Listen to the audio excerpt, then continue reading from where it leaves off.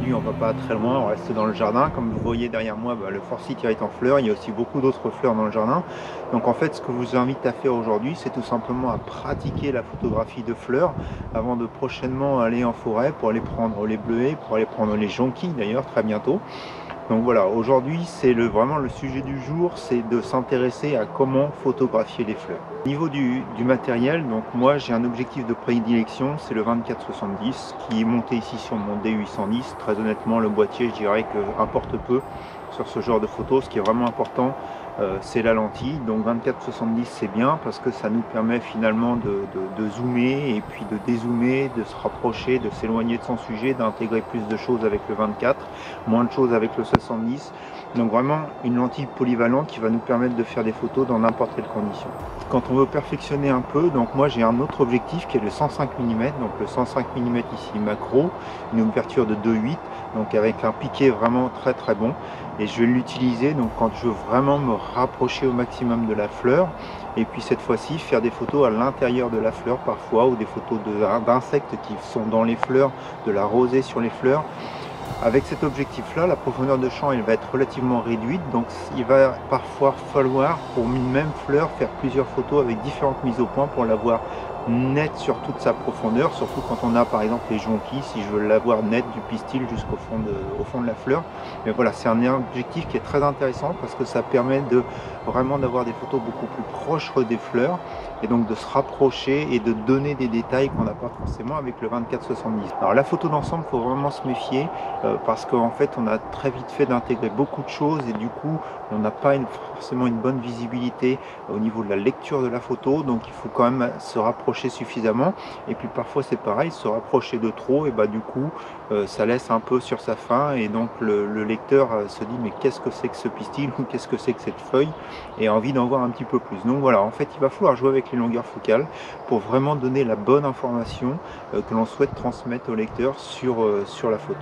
Donc ici en fait ce qui est très embêtant avec les trépieds, c'est ceux qui, comme le mien, vous le voyez, a une colonne centrale, parce que la colonne centrale ne nous permet pas de descendre suffisamment bas pour se mettre au niveau du sol. Donc il faut souvent la sortir, souvent mettre l'appareil sur le côté. Donc vous allez voir au fur et à mesure des photos, on est parfois dans des situations un petit peu particulières au niveau du trépied. Donc si vous pouvez avoir un trépied sans zone centrale, c'est parfait. Et puis sinon parfois quelques coussins avec des haricots, des choses comme ça pour simplement stabiliser au niveau du sol l'appareil photo, ça peut suffire en fait pour faire de bonnes photos. Il est aussi intéressant d'avoir donc ce genre d'ustensile donc que j'utilise pas forcément tout le temps, mais qui peut être intéressant. Donc c'est un réflecteur, donc ici en blanc, de l'autre côté en doré, donc ça c'est beaucoup plus pour les portraits, donc moi je vais l'utiliser en blanc. Mais ce qui est aussi intéressant sur celui-ci, c'est qu'à l'intérieur, donc en fait du cadre, il y a aussi un diffuseur. Donc voilà, diffuseur blanc, ok. Et donc en fait si vous êtes en train de photographier dans des lumières qui sont trop dures, ça va permettre de mettre ce diffuseur entre le soleil et la fleur, et donc comme son nom l'indique, de diffuser la lumière et d'avoir une lumière beaucoup moins dure et donc beaucoup moins d'ombre sur la feuille. Alors le diffuseur en fait il peut être remplacé par une feuille de calque, le réflecteur par une feuille de papier. Donc l'idée surtout c'est d'avoir quelques ustensiles pour pouvoir jouer avec la lumière quand on prend des photos de fleurs, parce que très vite on va avoir des ombres. Les ombres peuvent être très dures en fonction du soleil et de la période dans la journée. Et donc avec ces deux ustensiles, vous allez pouvoir jouer avec la lumière comme on pourrait le faire sur une photo de portrait. Donc voilà, je pense qu'on a fait le tour au niveau de l'équipement. Alors le moment de la journée, bien sûr le matin c'est forcément peut-être meilleur qu'en pleine journée pour les raisons que je viens d'indiquer au niveau des ombres et puis des contrastes. Ce qui est intéressant c'est la rosée, parce que la rosée va nous permettre de donner un détail supplémentaire dans la fleur, et puis je trouve aussi que ça donne des couleurs beaucoup plus éclatantes, beaucoup plus saturées. Alors après il faut faire attention puisque justement les gouttelettes d'eau vont parfois briller, donc en fait il faut justement se tourner par rapport à la fleur pour éviter ce reflet, et puis donc avoir vraiment la goutte d'eau, avoir le contraste avec la fleur, avoir la saturation dans la couleur de la fleur. Donc voilà, en fait, vous l'avez compris dans tout ce que je viens d'expliquer, ce qui va être important, c'est la préparation de la photo, le positionnement par rapport à la fleur, le jouer avec la lumière, et puis après, on va essayer d'isoler le sujet par rapport à son environnement, ou alors le montrer dans son environnement. Et puis là, si vous avez suivi mes vidéos précédentes, c'est la profondeur de champ avec laquelle on va jouer. Avec plus ou moins de profondeur de champ, on va isoler le sujet ou on va l'intégrer dans son environnement. Je pense qu'on a fait le tour maintenant pour la partie technique, donc maintenant on y va pour la partie pratique. Comme je l'ai expliqué tout à l'heure, ce qui est important, c'est d'abord le choix de la lentille, ou plutôt tout simplement le choix de la focale. Ici dans cette scène là, ce qui m'intéresse, c'est la narcisse. Donc vous voyez, ici je suis avec mon objectif 24-70, je suis au 24 mm, donc je vais intégrer énormément d'informations autour de la fleur, et puis c'est difficile de comprendre exactement le sujet et de s'intéresser uniquement à la fleur. Donc du 24 mm, si je commence à zoomer petit à petit, forcément, vous le comprenez bien, on va isoler le narcisse. Et donc je vais arriver ici donc sur du 70 mm, et donc j'ai vraiment plein cadre mon narcisse. Maintenant il est un petit peu étouffé, donc du coup je vais lui redonner un petit peu des retours. Tac, voilà. Et du coup voilà, j'ai mon narcisse à peu près dans une position qui est intéressante. Donc ensuite, quand on regarde sur la photo ce qui se passe, vous le voyez très nettement derrière moi, il y a des informations et des changements de couleur et des changements de contraste, notamment avec le mur. Donc il va falloir en fait isoler ces choses là. Donc le narcisse, par rapport à la hauteur où je me suis mis, il est lui sur du vert, donc il est bien, il est séparé, il est contrasté, donc c'est bien. Maintenant on va flouter donc l'arrière-plan. Donc ce que je vais faire, c'est que je vais descendre au niveau de ma focale, au niveau de mon diaphragme, et donc je vais me placer avec un diaphragme probablement, là je vais descendre, je vais regarder, mais on va aller jusqu'à 5-6 très probablement. Et puis une fois que ça va être réglé, vous voyez, on a des ombres en fait sur le narcisse. Les ombres sont dues à cette fleur qui est au premier plan. Donc si je supprime la fleur, j'ai plus l'ombre, donc ça peut être une première chose. Donc je sors souvent quand je fais des photos de fleurs avec des petites pinces, justement pour les maintenir dans des positions où elles ne vont pas me gêner dans la photo. Ou alors tout simplement, ce que je vais faire, c'est que je peux utiliser, comme je le montrais tout à l'heure, mon réflecteur pour essayer de déboucher les ombres sur la fleur. Donc ici on va plutôt tout simplement se positionner pour que la fleur devant ne crée pas une ombre, que nous ne créions pas une ombre là non plus, et puis on va y aller pour la photo.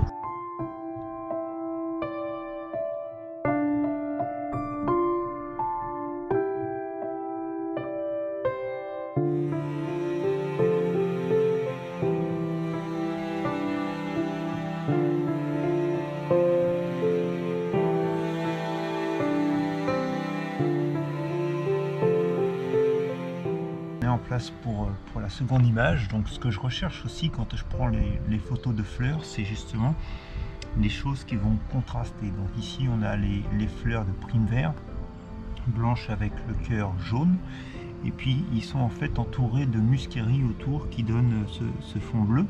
Donc là je suis très bas au niveau du sol, donc du coup au niveau de l'arrière-plan cette fois-ci je suis parfait.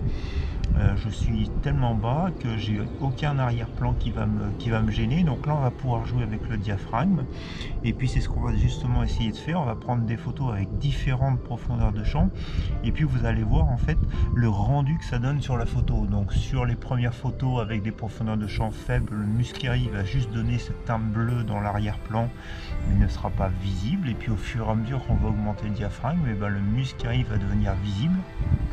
Et puis là, ça sera à voir si justement, oui ou non, je veux qu'il fasse partie intégrante de la photo, donc je le rends visible avec un diaphragme relativement fermé, ou je le rends flou avec un diaphragme relativement ouvert. On est en position, on va faire les photos avec les différentes ouvertures, et puis on regarde sur l'ordinateur ce qui va nous convenir le mieux.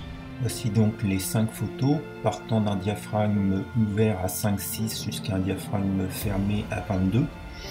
Est-ce qu'il y a une bonne réponse, un bon diaphragme à sélectionner? Non. En fait, c'est tout simplement une question de goût et une question de développement en fait de la photo.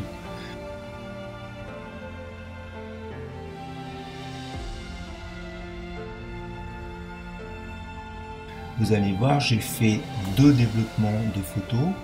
Sur ce format carré, la prime vert est au centre et c'est vraiment le sujet important de la photo, et donc j'ai décidé de prendre le diaphragme de 5-6 pour avoir le Muscari relativement flou en arrière-plan. Alors que sur un format, on va dire un petit peu plus paysage, ici c'est tous les primes verts qui m'intéressent, et je voulais habiller l'arrière-plan avec le Muscari sans qu'il soit tout à fait trop flou ni trop net, et donc j'ai pris le diaphragme de f14. Donc c'est vraiment une question de choix, une question de rendu de la photo au final. Donc ici, ce que je trouve intéressant, c'est cette petite jacinthe mauve qui sort au milieu de tout ce fouillis de Muscari. Donc en fait, je vais essayer de la prendre donc pour montrer justement cette jacinthe dans son environnement. Donc je vais essayer d'avoir une netteté autour de cette zone. Je suis en position, donc je vais finalement opter pour mon 24-70. Je suis ici presque aux 70 mm, probablement aux alentours de 65. Donc j'ai étudié les différents angles, donc vous voyez que si je me mets par ici, et bah du coup je crée de l'ombre sur mon sujet, donc c'est très compliqué. En plus, la profondeur de champ entre les premiers Muscari ici et la jacinthe ici est relativement importante, donc du coup j'aurais pas pu faire autrement que de faire du focus stack en mettant ici sur le plan de la jacinthe qui est là. Donc vous voyez, j'ai déjà quelques Muscari, j'ai une très faible distance entre celui-ci et ma jacinthe ici, de même qu'entre ici et ici. Donc du coup, je peux espérer avec un seul diaphragme ne pas avoir une bonne profondeur de champ, avoir tout net et ne pas être obligé de faire du montage de plusieurs images. Et puis bah du coup, comme je suis par ici, j'ai le soleil. Ensuite, sur l'appareil photo, donc ce qui se passe, c'est que la jacinthe, elle se retrouve quelque part sur le patch blanc d'une prime vert qui est à l'arrière-plan. Je vais essayer de vous la montrer. Voilà, j'ai la prime vert dans le fond, donc c'est surtout pas ce que je veux. Donc en fait, je vais la décaler comme ceci pour la supprimer. Voilà, tac. Donc j'ai effectivement d'autres primes verts qui sont derrière sur le fond. Donc on va juste essayer de remonter un peu, probablement de baisser encore un petit peu plus le trépied. Et puis on va pouvoir y aller pour la composition. Donc là je vais couper la vidéo le temps de baisser le trépied. Donc voilà, cette fois-ci je suis en position, je me suis baissé. Donc la prime vert blanche apparaît sous la tige, en fait au niveau de la tige de la jacinthe. Le Muscari est donc bien visible à la fois sur la droite, légèrement flou, donc il faudra peut-être faire là un focus stack, en bas et sur la gauche. Donc maintenant on va y aller pour l'image. Donc je suis au 1 centième, je fais avoir un diaphragme de f10 et donc je suis resté sur le 65 mm au niveau de la focale. C'est parti pour les images.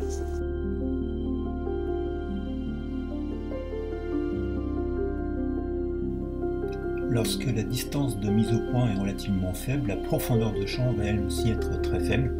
Et finalement, pour cette image, il a fallu que je compose les trois pour avoir à la fois les 4 Muscari et la jacinthe nettes sur tous les plans. Parce qu'en fait, le premier avait un léger flou lorsque je l'ai développé. Vous l'avez vu, ce qui est important dans la photographie de fleurs, c'est donc pas le boîtier, mais c'est vraiment l'objectif, d'avoir un objectif polyvalent. Mon 24-70, c'était la très bonne sélection pour ce genre d'image.